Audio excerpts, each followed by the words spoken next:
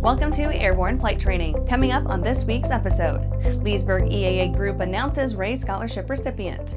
Flight schools buy up DirectFly's entire Alto NG showcase. Fighter training and equipment for Ukraine gets initial okay. And I'm your host, Holland Lee. Welcome to Airborne Flight Training, a weekly program dedicated to future aviators and aviation professionals. Airborne Flight Training is brought to you in part by King Schools. King Schools has been leading the effort in producing expert aviation training programs and computer-based learning software for over 50 years. Find out why pilots love King teaching at kingschools.com. Now let's get into today's stories. Leesburg EAA Group announces Ray Scholarship recipient. EAA Chapter 534 in Leesburg, Florida announced that the 2025 Ray Aviation Scholarship winner is Abdiel Hernandez from Tavares, Florida, a 16-year-old finishing up his sophomore year at Tavares High School. Abdiel has been a member of the EAA Chapter 534 youth program for some time and has taken several flights with their Young Eagles program. He's always had an interest in aviation and wants to pursue a career as a commercial airline pilot. He's looking forward to beginning his flight training at Sun Air Aviation at the Leesburg International Airport in Florida. Abdiel is only one of 3 Ray Aviation scholars taking part in an EAA National Beta Simulator flight test in the country. If this beta test is successful, it will become an integral part of the scholarship program. The Ray Aviation Scholarship grant of $13,000 will go a long way toward paying for Abdiel's flight training to obtain his PPL and represents the first giant step to attain his dream of becoming an airline pilot. To date, this is the 7th Ray Aviation Scholarship awarded to local youths in the Lake County area, and the program has produced 4 private pilots and 2 more waiting for their FAA check ride. After the break, FedEx pilots belatedly celebrate 4th birthday for contract negotiations.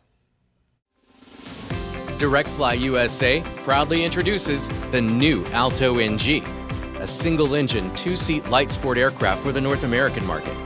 This simple, all-metal aircraft design provides low-maintenance cost, easy, comfortable access, and responsive flight controls. Equipped with the Rotax 912 engine and a ballistic parachute, the Alto NG is reliable and safe.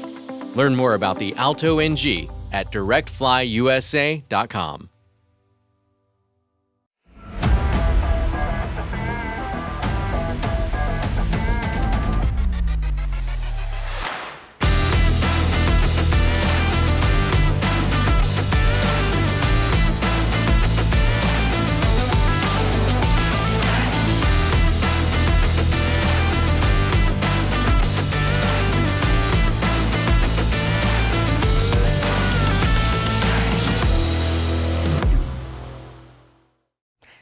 Welcome back. Now let's take a trip around the patch for some shorter stories. FedEx pilots belatedly celebrate 4th birthday for contract negotiations. FedEx pilots added the 4th annual notch in their prison wall carving this week, marking 4 years of negotiations since they opened things up in 2021.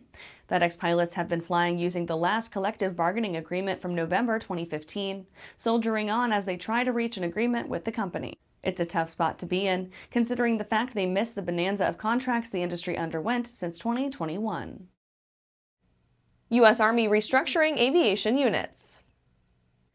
The U.S. Army is rapidly adopting technological and structural developments to become a, quote, leaner, more lethal force, end quote, with aviation the focus of the revamp efforts. These involve expediting procurement of next-generation rotorcraft and UAVs and integration of AI-enabled systems while at the same time divesting itself of legacy manned aircraft in some units. The reforms in aviation are part of a broader strategy directed by Secretary of Defense Pete Hegseth to ensure the Army's capability of responding to rapidly evolving threats, primarily in the Indo-Pacific region. Alaska ANG finishes training on new Hoist system. Vita Inclinata, provider of intelligent lift technology for aerospace and construction, announced the Alaska Air National Guard's 210th Rescue Squadron completed certification training on its Vita Inclinata rescue system and is fully mission capable to deploy the Hoist system to live rescue missions. The 210th achievement comes shortly after the VRS completed airworthiness qualification by the U.S. Army and Air Force operational testing. The system was first deployed in the field by the military by the South Carolina Helicopter Aquatic Rescue Team. Secretary Duffy launches cash incentive for ATC hiring. Transportation Secretary Sean Duffy will be throwing some extra cash at ATC Academy graduates, new hires, and controllers who opt to work past retirement age. Though there's not been a cap set on the incentive, the FAA likely can't afford this system forever. The FAA will grant $5,000 bonuses to all ATC Academy graduates or new hires upon completion of initial qualification training. Graduates who are assigned to 13 facilities and have faced other struggles throughout their hiring and training process could even get a $10,000 bonus. That's it for today's trip around the patch. Let's get back to the rest of the news. Flight schools buy up DirectFly's entire Alto NG showcase. DirectFly USA brought several of its bestseller, the Alto NG, to this year's Sun 'n Fun Aerospace Expo. In the end, every single one sold and will be put to work in a flight training role. Demand has yet to slow, with this year's production slot still filling up. Part of this can be attributed to the fact that the company's prices have remained almost the same despite current import tax bumps. The other reason for the Alto NG's popularity surrounds several upgrades made to the plane in 2025 that have added new engine options, a different standard braking system, revised avionics, updated paint schemes, and increased domestic parts availability. The 2025 Alto NG is being offered with two new engine options, the 100 horsepower Rotax 912IS and the 120 horsepower Edge Performance EP915 ECI. These join the standard 100 horsepower Rotax 912 ULS.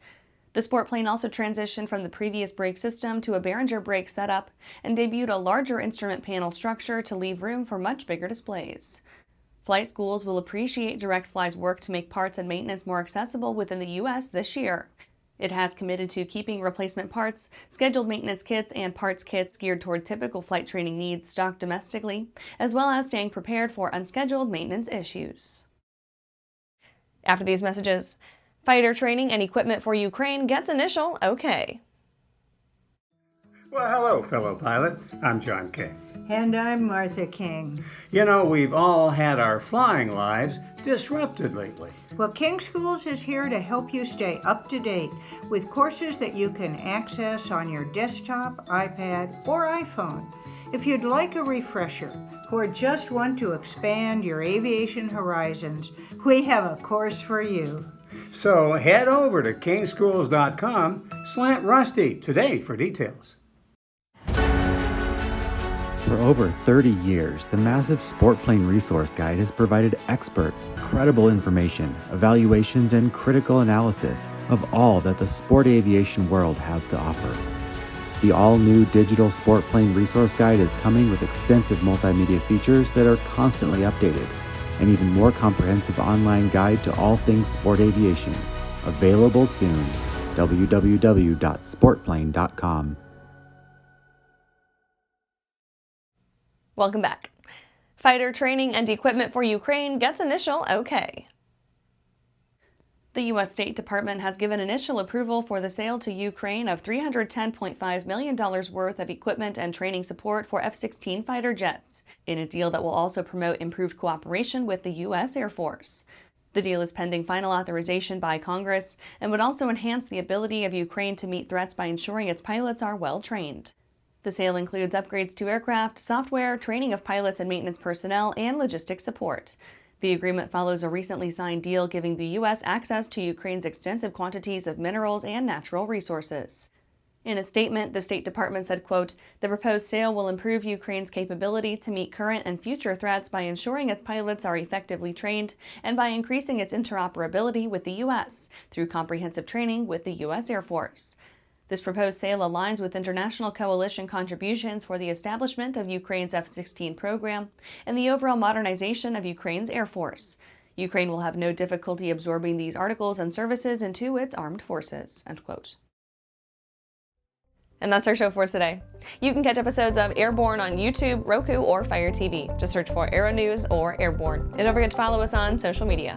Thanks for watching.